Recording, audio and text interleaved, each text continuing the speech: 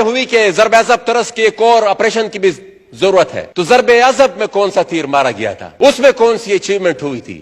ہمارے گھر میں اسمار ہوئے، ہمارے بازار میں اسمار ہوئے، کون سے دہشت گردی ختم ہوئی؟ کوئی دہشت گردی ختم نہیں ہوئی. اور اسی بد اعتمادی کی وجہ سے عام عوام تو چھوڑیں، آج ہمارے ملک کے پولیس ڈپارٹمنٹ بھی اپنے ریاست پہ اعتبار نہیں کر رہی اور احتجاج پر مجبور ہو گئے. پاکستانی ریاست کے ذمہ داران کے یہ بیانات ہمارے ساتھ موجود ہیں.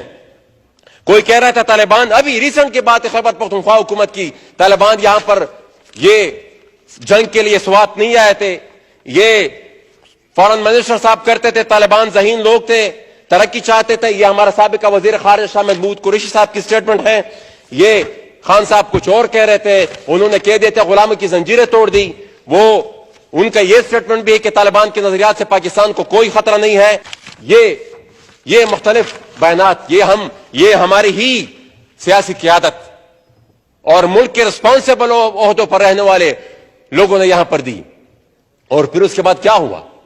جب ہم چیخ رہے تھے 20 سال سے کہ یہ ایک ہی لوگ تھے، یہ ایک ہی لوگ ہیں، چاہے افغان طالبان وہاں پر یا یہ پاکستان میں طالبان لڑنے والے، یہ سارے ایک ہی لوگ ہیں، لیکن ہماری بات پہ اس وقت کان نہیں دھرا گیا.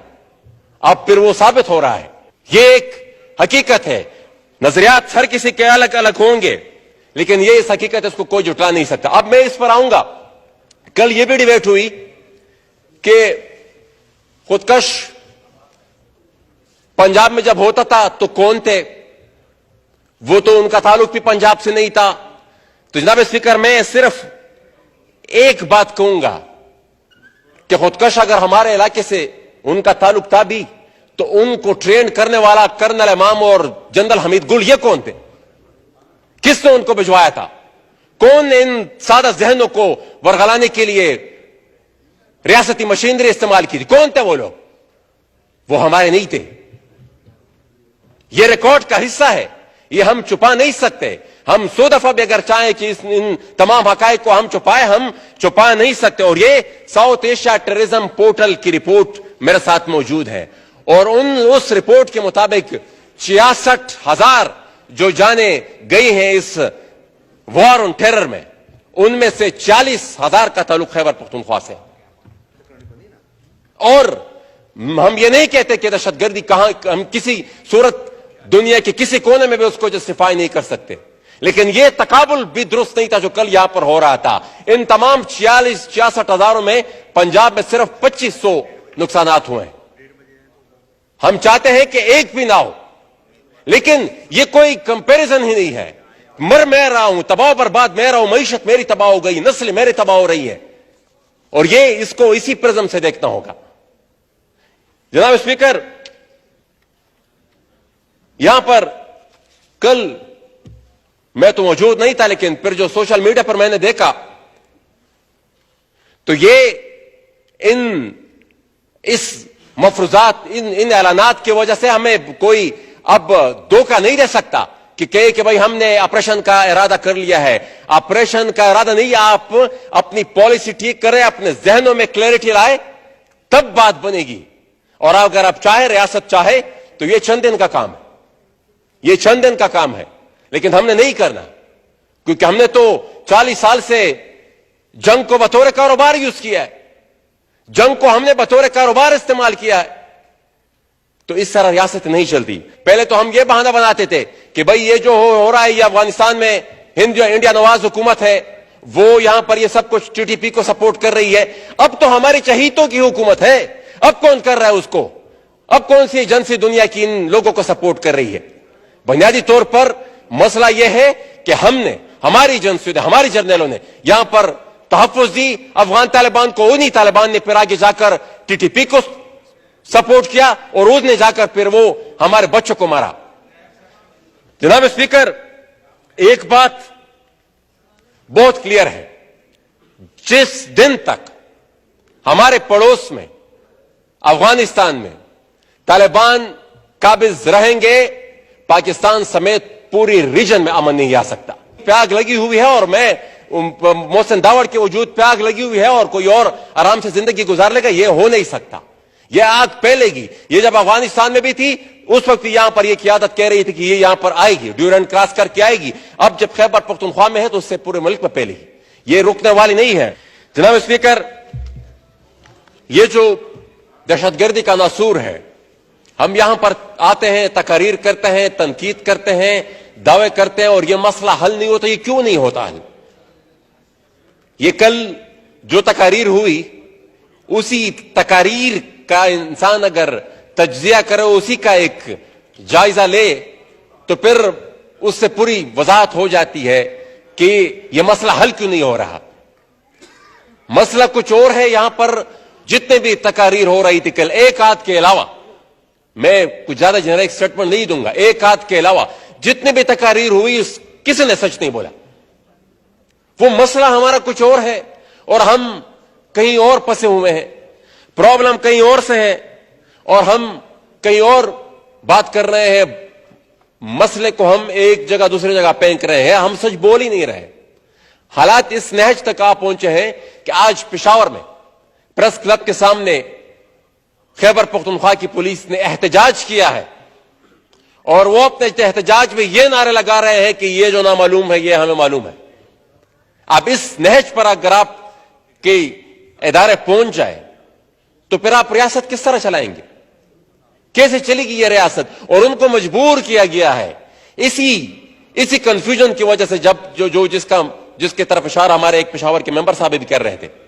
یہ کنفیوژن ہے, اور اسی کنفیوژن کی وجہ سے وہ لوگ تنگ آ کر آج احتجاج کرنے, جب آپ کی فورس احتجاج کرنے پر مجبور ہو جائے تو آپ کو حالات کی نزاکت کا اندازہ ہو جانا چاہیے, اور آپ پھر خود اندازہ لگا رہے کہ اس کے بعد پھر دوسرا سٹیپ کون سا ہوگا. یہ بات رکتی نہیں ہے. ہم نے پوری کی پوری پورے اپنے ملک کو امریکہ کے حوالے کر دیا, اور ان کو اجازت دی کہ جتنے بھی اپنے پراکسی وارز لڑنی ہے, جتنے بھی انہوں نے اپنے اسٹریٹجک گیم لڑنے ہیں, ہمارا ملک حاضر ہے, ہم تابعدار ہیں, ہم لڑیں گے آپ کے لیے, ہم آپ کو پرووائڈ کریں گے اپنی سرزمین. اور نہ صرف اپنی سرزمین ہم نے پرووائڈ کی, ہم نے ان کو وہ را مٹیریل دیا جو ان کی ضرورت تھی. ان کی یونیورسٹی میں ہمارے لیے نصاب بن کر آتا تھا, ہمارے بچوں کو جنگی جنونیت ان میں پیدا کرنے کے لیے وہ نصاب بن کر آتا تھا. ہمارے نصاب میں شامل ہوتا تھا کہ 2 کلاشنکوف جمع 2 کلاشنکوف 4 کلاشنکوف, اور چاہے اردو ہو, میتھمیٹکس ہو, کیمسٹری ہو, انگلش ہو, مطالعہ جو کچھ بھی ہو, وہ سب کچھ جنگ کے ارد گرد وہ سارا ماحول وہ اس ایک ہی دائرے میں پھر رہا تھا.